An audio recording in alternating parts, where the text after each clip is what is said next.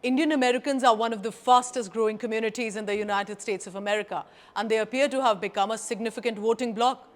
With over 2 million eligible voters, their influence is substantial. They may not make for a large percentage of voters among the American population, but their influence, the decision to stand in the queue to vote for America's elections, can actually make a lot of difference. Their decision can actually change election results, especially in the key swing states, for example, Georgia, Pennsylvania, and Michigan. These are 3 of the 6 swing states that are among the top 10 states with large Indian American voter population. A report by India Today suggests that Indian Americans have regularly registered and voted. In 2016, Indian Americans had the highest voting rate, 62%. This was in 2016 presidential elections. At that time, it was largely for the Democrat candidate Hillary Clinton. In 2018, during the US midterms, the voter turnout had jumped to 47% from 24% in 2014. So there has consistently been a rise in the Indian American voters who are registered and eligible. This group was not traditionally a political constituent. Not many leaders really cared for Indian Americans as voters, but a lot has changed in the past few years. They are among the fastest growing segment of voters in America. Indian Americans are seen as positive contributors to America's economy. They are seen as good citizens.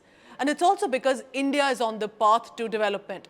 So there is a global awareness about India and Indian Americans that's making them a political vote bank too. But they are not a monolithic group. Like a diverse India, Indian American voters also can have different outlook and choices. And that is why both Republicans and Democrats are vying for their attention and votes. For Donald Trump, remember he expressed love for the Indian diaspora a few times really. There was the Howdy Modi event in Houston in 2019, then the Namaste Trump event in India in 2020. Then President Trump and Indian Prime Minister Narendra Modi have shared a cordial relationship.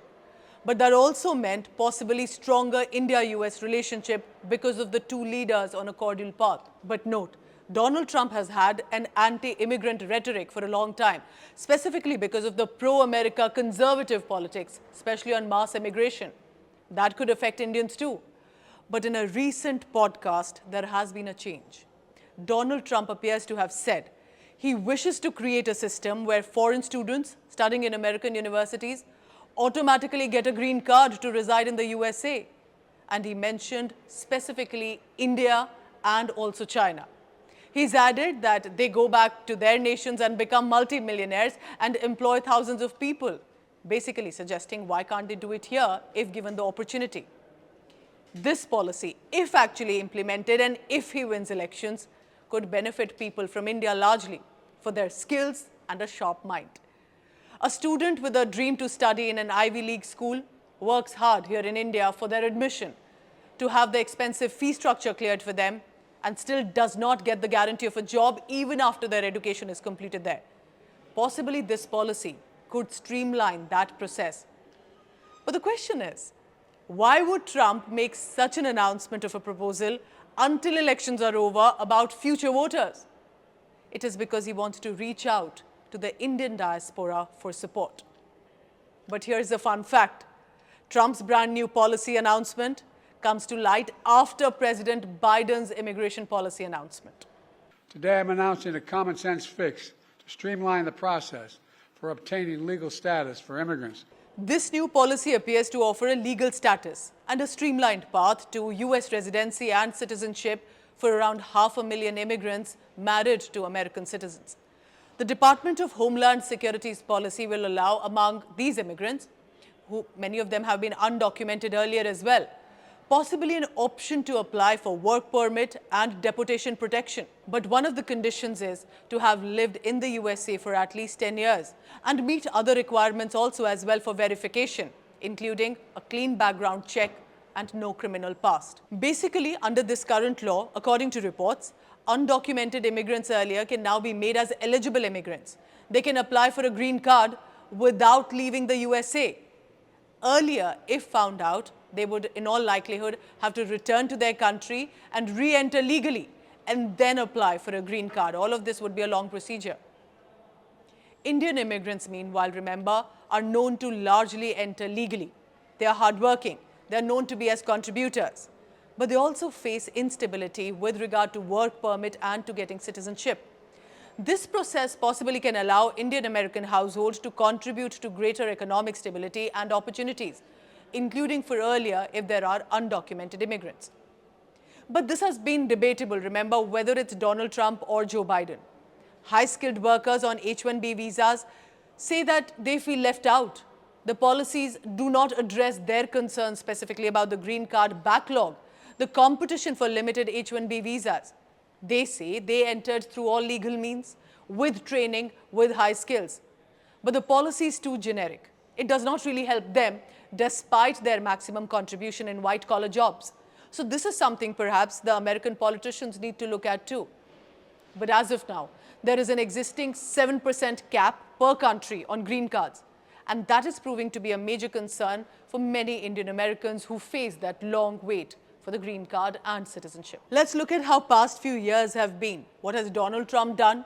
What has Joe Biden done, sort of, for Indian Americans? In 2020, Donald Trump recognized the significant contributions of Indian Americans to the United States of America. From technology to medicine, academia to business, Indian Americans have played a crucial role in shaping a modern America. And that is why he had promised steps to reform the H-1B visa program, aiming to prioritize highly skilled immigrants specifically. Let's talk of small businesses. They are the backbone of their economy, and Indian Americans own a significant number of these small businesses. The Trump administration worked to provide tax cut and reduce the regulations, making it easier for many among the small business owners to thrive and create jobs. Remember the celebrations of the Diwali festival, reaching out to the Indian diaspora, bringing in more Indian Americans to positions of change. Education is another area where Indian Americans are known to excel, like we've always seen. So the Trump administration, realizing that, promoted policies to ensure educational opportunities and address the student loan debt that appears to have somewhat benefited the Indian American students and their families. Such efforts appear to have borne fruit. Indian American support for Donald Trump did rise from 16% in 2016 to 28% in 2020. This was according to the Asian American Voter Survey of 2020. And then there was Joe Biden. Remember that his campaign had Kamala Harris. She spoke about her heritage, her family's contribution, and that presence definitely generated a certain excitement about the diaspora. I mean, I'm excited about it. First of all, a lady with color and South Asian, person. According to the same 2020 Asian American Voter Survey, 68% of Indian Americans appear to have supported Biden that year.